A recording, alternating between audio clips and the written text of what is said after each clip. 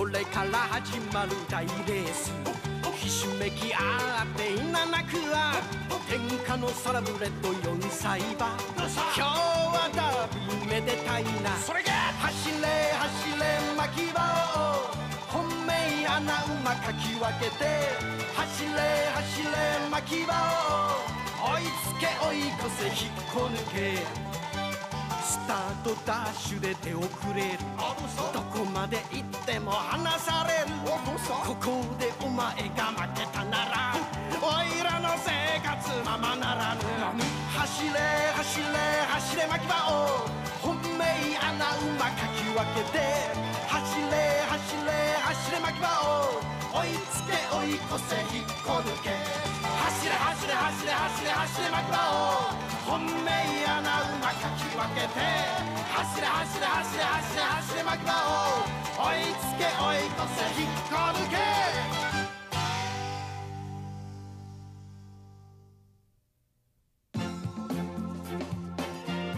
Katatapos pa lang ng chrysanthemum competition at si Peter the First ang nakakuha sa kampyonato.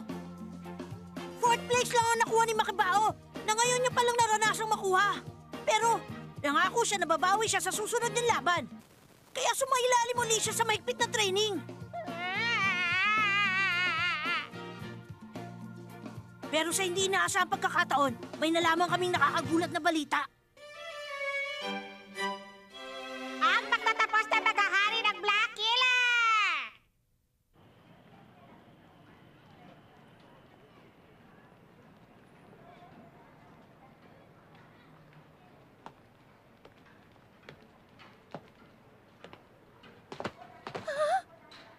Ano? Nakuha mo ba yung item?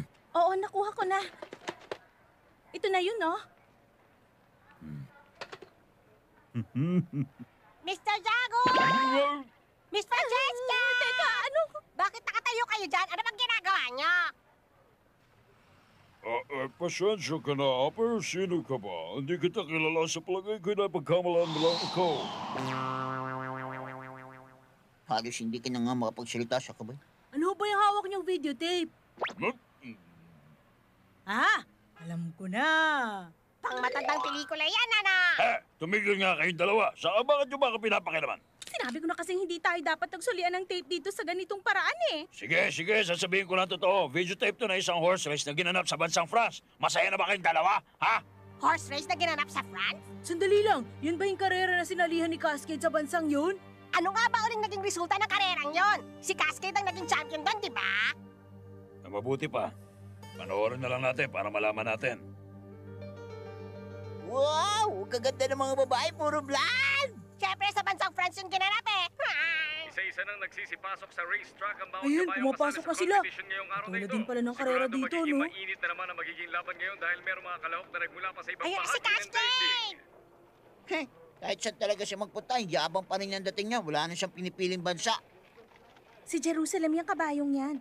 Isa siya sa mga pinakasikat ngayon. May nagsasabi nga na siya na ang pinakamagaling na 4-year-old horse.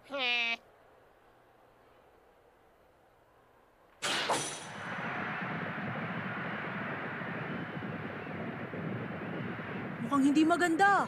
Nagsisimula pa lang pero napagitnaan agad si Cascade. Wala yun. Pinaka-importante dyan, yung huling straight lane. Ayos lang na mapagitnaan sa simula ng karera. Tama, kapag sumugod si Cascade sa pinakahuling straight lane, sigurado na ang panalo niya. Mukhang mainit ang kompetisyon sa pagitan ng mga kabayo, mga kaibigan. Ayan, unti-unti na nag-overtake si Jerusalem. Nako, si Jerusalem na ang nangunguna. Si Oh. Jerusalem Mukhang magaling na nga ang nangunguna siya ngayon. Ayan na, malapit na sila sa pinakahuling straight lane. Oo, malapit na nga. Nararamdaman ko rin na malapit nang sumugod si Cascade. Nangunguna pa rin si Jerusalem, pero unti-unti nang umahabol si Cascade. Ayun na siya! Sabi ko na nga ba, siya pa rin ang mananalo sa bandang huli eh. Pero mukhang hindi pa rin nagpapatalo si Jerusalem. Mas lalo niya pang Ano? pinilisan ngayon. Patuloy naman Ibang klase ang isang yan ah. Mukhang kaya-kaya niya rin makipagsabayan sa bilis ni Cascade. Tingnan nyo, hindi lang si Jerusalem ang ganon. Nagsisimula na sumugod ang iba pang mga kabayo. Naunahan na nga ng iba si Cascade. Ano? Hindi maaari! At ang nanalo, si Jerusalem. Siya ang pinakauna sa finish line. Hindi ako makapaniwala na talo si Cascade. Hindi totoo yan. Hindi ako naniniwala. Hindi pwedeng basta matalo na gano'n si Cascade! No! Hindi si Cascade yun! Sigurado ako isang peking Cascade yun! Ha! Hindi ako naniniwala. yan, malamang pelikula lang ang laman ng tape na to. Makibao, huminahon ka lang! Makibao! Kahit kailan hindi ako maniniwalang ganun lang kahira si Cascade. Kahit kailan. Wala kang isip! Totoo yung nakita mo. Totoong natalo sa karera si Cascade at kailangan mo tanggapin kung ano nakikita ng mga mata mo. Kung ano nakikita ng mga mata ko? Ayun, ito ba? Hindi yan ang sinasabi ko. Pero Mr. Zhang, maraming beses ko nang nakalaban sa karera si Cascade. Imposibleng maging ganun lang siya kahina. Kabisado ko na kung gaano siya kalakas, hindi pwedeng matalo siya ng ganon. Sandali, hindi naman kaya nagkulang lang siya sa pahinga? Pero ayon sa sinabi ng kampo ni Cascade, mabuti naman daw ang kondisyon niya. Sa totoo lang, sa huling bahagi siya nagsimulang bumagal. Hindi pa natin yung nakita nangyayari dati sa mga naging karera niya rito. Teka, hindi naman kaya ano? Hindi kaya katapusan na ng paghahari ni Cascade sa larangan ng pangrelo. Katapusan ng paghahari niya? Naipakita na sa atin ni Cascade kung ano ba talaga ang kaya niyang gawin sa loob ng racetrack. Kapag natalo siya uli, kakailanganin na niyang magretiro. Magretiro? Pero 4 na taon pa lang si Cascade, masyado pang maaga para magretiro siya. Pero sa napanood natin, hindi posibleng mangyari yon. Miss Francesca, nasan si Cascade sa mga oras na to? Ewan ko lang, hindi ako sigurado. Pero sa pagkakaalam ko, bumalik na sila rito. At kung totoo yon, malamang nasa farm na siya ngayon ni Mr. Honda.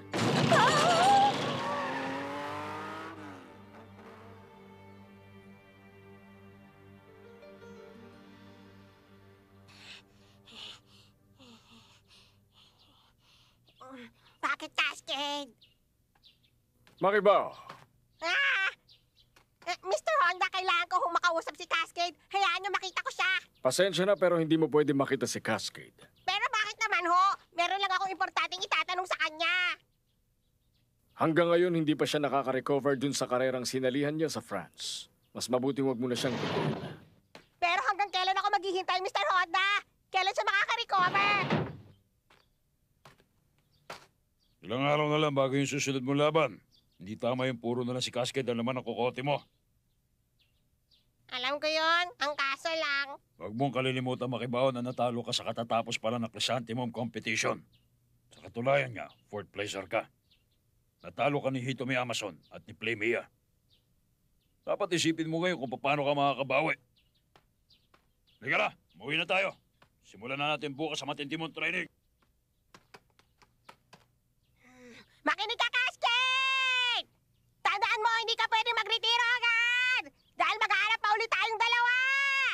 Hintayin kita, Cascade! Hoy, Makibao! Ano bang klaseng pagtakbo yung ginagawa mo? Sino matatalo mo niya kung ganyan ka tumakbo? Hay, nakakainis. Puro na lang si Cascade na nasa isip niya. Hindi na tuloy siya makapag-concentrate. Oo, tama ka. Kaya kailangan natin gumawa ng paraan. Pues kung ganon, meron ako naisip na magandang solusyon sa problema. Paupaya mo na sa akin to.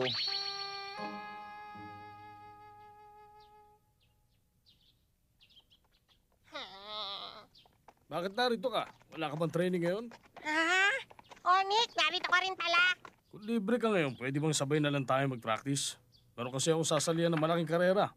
Kaya naghahanap ako ng magaling na kabayang pwede ko makasabay sa training. Pero kailangan ko muna magpaalam kay Mr. Zhang Ho. Kang mag-alala, pumayag na siya.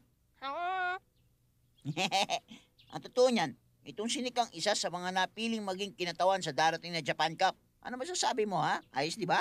Talaga, Nick? Lagi ako sinasabihan dati na hapong hilaw daw ako dahil meron akong dugong panyaga. Pero ngayon, participant na rin ako sa Japan Cup. Sa totoo lang, hindi ako sanay sa ganito dahil masyado ako nape-pressure.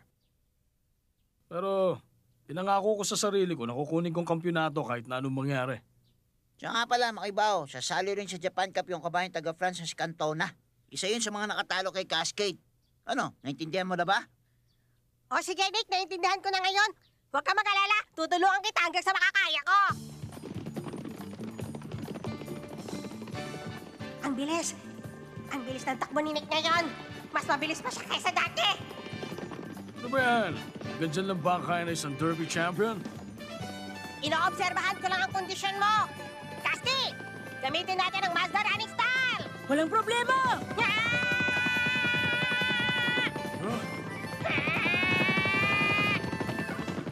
Ayos! O ano, nakikita niyo ba yan? Iba na si Makibaho ngayon kumpara kahapon, hindi ba? Meron na siya pag-asa makabawi ngayon. Oo nga, sana ganun nga.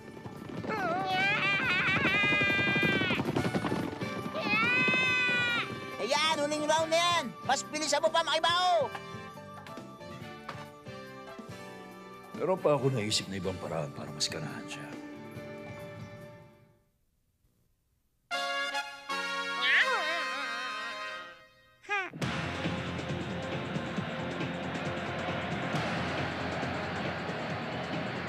Nasa ika-4 na curve lane na ang mga kanahok. Nakapasok na sila sa huling 500 meter straight lane.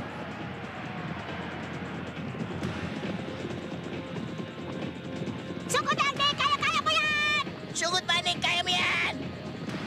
Sino kaya mananalo? Si Cantona kaya o si Nick? Malapit na natin malaman ang sagot sa tanong na yan. Malakas ang fighting spirit ni Nick pero mukhang hindi rin magpapauli si Cantona. Sino kaya sa kanila?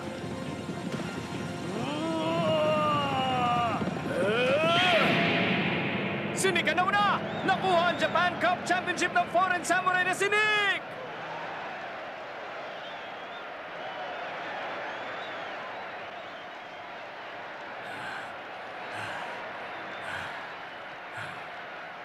Hindi ako makapaniwalang natalo dati ni Cascade ang kabayong yan. Ang galing mo ngayon, Nick! Binabati kita! Ang galing mo, natalo mo ng gano'n lang si Cantona. Dahil sa pagsuporta niyo sa akin, maraming salamat sa inyo. Sa wakas, nakapagdesisyon na rin ako. Nakapag-desisyon? Na ano? Sasali rin ako sa Arima Cup.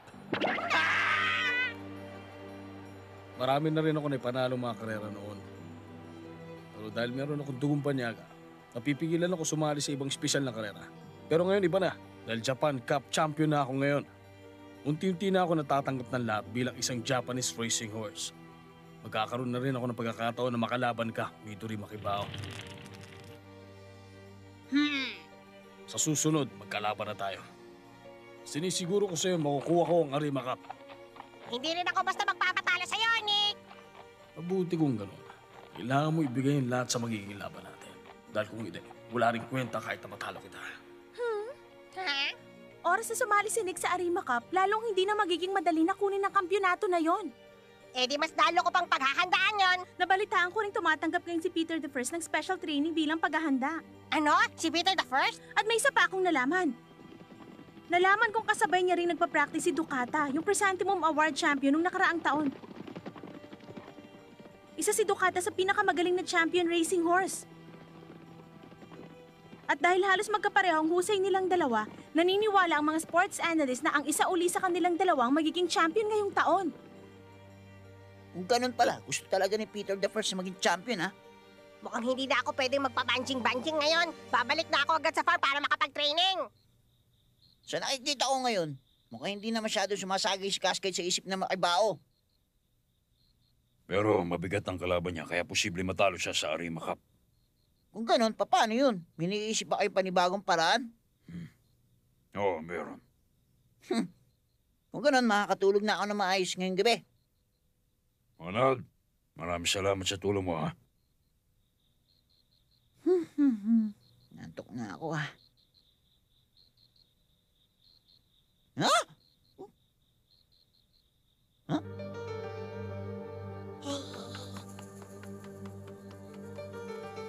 Si Makibaho yan, ha? Saan kaya pupunta yun sa ganitong oras?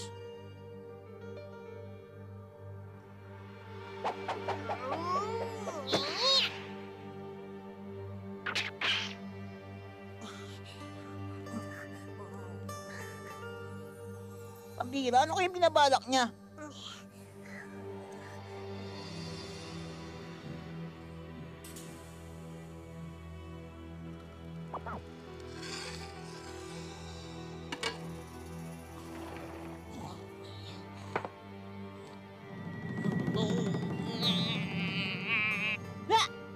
Nasisira na ba siya?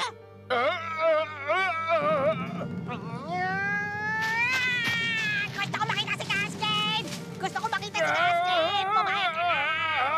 Pumayag ka na! Pumayag ka na makita ko si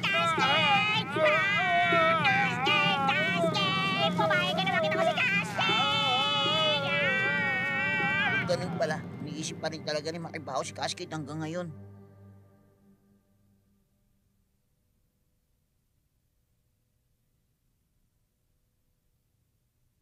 Sandali lang. May problema ba, Mr. Honda? Bakit parang kaputla niyo yata ngayon? Hindi kasi ako masyadong makatulog tuwing gabi. Palagi akong binabangungot.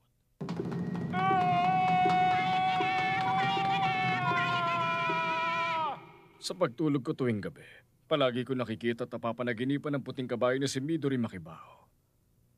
Sa panaginip ko, pinipilit niya akong pumayag nang ipakita ko sa kanya si Cascade. Gusto ko makita si Cascade. Nasa si Cascade? Naku, ayan na naman siya! Sabihin nyo na kasi kung nasa si Cascade, Mr. Honda. Gusto ko siya makausap. Ano ka ba? Anong ginagawa mo? Huwag mo akong pakialaman. Meron akong gustong itanong kay Cascade. Kapag hindi pwede, hindi pwede! Kaya nga nakikiusap ako eh. Sige, pumapayag na ako, Makibaho. Dahil ang totoo niya, nararamdaman ko rin naman na napaka-importante mo para kay Cascade. Pero sa ngayon, wala rito si Cascade. Kasalukuyan siyang nasa isang farm sa probinsya ng Hokkaido. Teka muna, boss. Hayaan mo na. Malalaman niya rin naman ang tungkol dito. Talaga? Maraming salamat, Mr. Honda. Anong gagawin ko kung wala ang pera ko? Hindi ako makakapunta sa Hokkaido pag yan lang ang pera ko. Gusto ko sana kausapin si Mr. Zangu at si Boss Honda tungkol dito. Kaso, sigurado naman na hindi nila ako papayagan. Basta, bahala na. Makikisakay na lang ako papuntang Hokkaido. Ayan, nakahanda na ako. Wala na problema. Aalis na ako. Ay! Ay? Saan ka pupunta, Makibaho? Hindi. Nagkakamali ka. Hindi ako si Makibaho. Isa akong naliligaw na kabayo na naghahanap ng masasakyan. Ganun ba? Mabuti pa ako na mismo maghahatid sa'yo. Nako, hindi. Huwag na lang. Salamat. Ikaw naman, huwag ka lang mahiya sa akin. Total, papunta rin naman ako sa Hokkaido. Nako, hindi na. Salamat, ha? Simula ngayon, sa Hokkaido na natin gagawin ang pagtatraining mo para sa Arima Cup. Ano, liga na. At habang na doon tayo, makikita mo si Cascade. Hindi ka na masyado mag-aalala. Grabe! Masyado pala makapala snow dito. Di kaya tayo mahirapan ito mag-training? Huwag kang mag-alala, Ronald. Napagandaan ko na rin ang tungkol dyan. Sa wakas, makikita ko na rin si Cascade. Tandaan mo, kaya lang tayo pumunta rito sa farm na to para makausap mo si Cascade. Pagkatapos mong kausapin si Cascade, pumunta na tayo sa farm natin. Oo! Babalik ako agad! Nasaan kaya siya?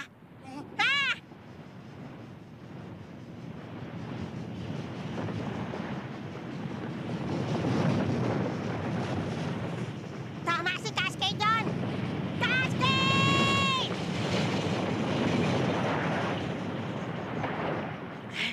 Ang galing, mukhang ganado pa rin siya. Imposibleng magretiro siya ng maaga kapag ganyan. Makibaho? Ano ginagawa mo rito? Ha? Pumunta ka lang ba rito para makita mo ang secret training na ginagawa ni Cascade? Hindi siya ganon. Nag-alala lang ako sa kanya kaya gusto ko siyang kumustahin. Maayos ang kalagayan ni Cascade. Isa pa, hindi niya kailangan ng pag-aalala mo. Pero napanood ko yung naging laban niya sa France. O ano ngayon? Muntik ka rin namang matalo doon sa chrysanthemum competition, di ba? Pero nabawasan yung pag-aalala ko nung makita kong tumatakbo ngayon si Cascade. Ang sabi kasi ni Mr. Zhang sa akin, baka raw magretiro na si Cascade kapag natalo siya uli. Pero hindi, dahil imposibleng mangyari yan. Magretiro? Ano bang pinagsasasabi mo dyan? Marami pang mga magiging laban si Cascade. At gagawin niya yon para makapasok siya sa World Grand Prix. Sasali siya sa World Grand Prix! Teka! Yan na ba yung kotse ni Uncle Zhang? Ay, mali, hindi pala. Ah? Hello, kumusta na kayo? Uy, Makibaho! May gagawin kami rito kaya naisip naming daanan na rin kayo. Salamat at napadaan kayo, Mr. Yansa. Oo nga, salamat. Tamang-tama ang dating nyo. Sa pagkakaalam ko, pabalik na ngayon sila Makibaho. Talaga, Mataro? Ha? Mukhang dumating na yata sila! Ay! Ay! Teka, ano kaya yan? Pamilyar yan ah. Alam ko na, yan yung bahay ng mga taga-Mongolia. Narito mga taga-Mongolia! Huwag kayong aasa na makapasok kayo sa lubang ito. Kilos mga bata! Pigilan sila! Aba! Sandali! Hindi natin kaaway ang mga taong yan. Mataro! Matagal din tayo hindi nagkita! Oo nga, Mang Dorochi, kumusta na ho kayo? Kung ganun, kakilala niyo pala ang taong yan. Oo, nakiusap sa akin si Sango na pumunta muna kami rito mula sa Mongolia. At tignan mo kung sinong kasama ko. Ayan o. Si Timba! Kung ganon, ito pala ang nilakihang bansa ng puting kabayo na yon. Oo. Siya si Timba Sabejer. Naglakbay pa siya rito galing sa Mongolia at ginawa niya yon para tulungan si Makibao sa pagsasanay. 馬並みなのねあなたとっても馬並みなのね私は